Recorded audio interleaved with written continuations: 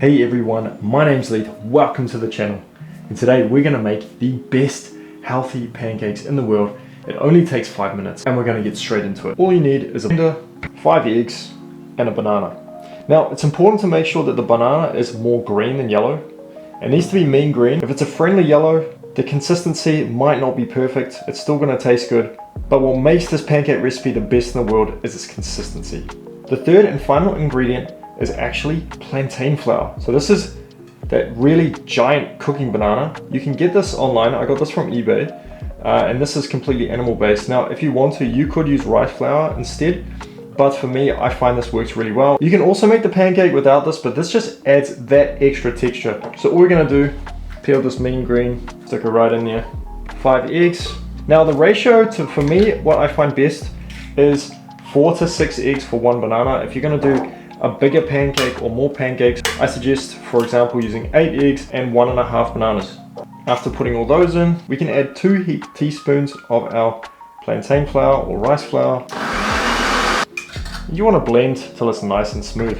It should kind of look like that consistency. Moving over to the cooking station, I'm going to turn this element onto 4 for starting, just for the first pancake, and we're going to turn it down to 3 so we don't burn it. It's really important that we don't burn the pancake.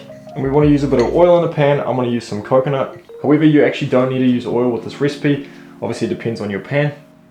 Once the oil's melted, we're going to spread it in the pan. Once it feels about a medium heat, where you feel a decent amount of heat coming off here, we're not going to pour too early, otherwise we're not going to get a good pancake. Yeah, I think it's warm enough now. So when we pour, we're going to pour from the center, allowing it to spread out by itself. Not too thick. And we're just going to wait like a normal pancake until we see a large amount of bubbles on top.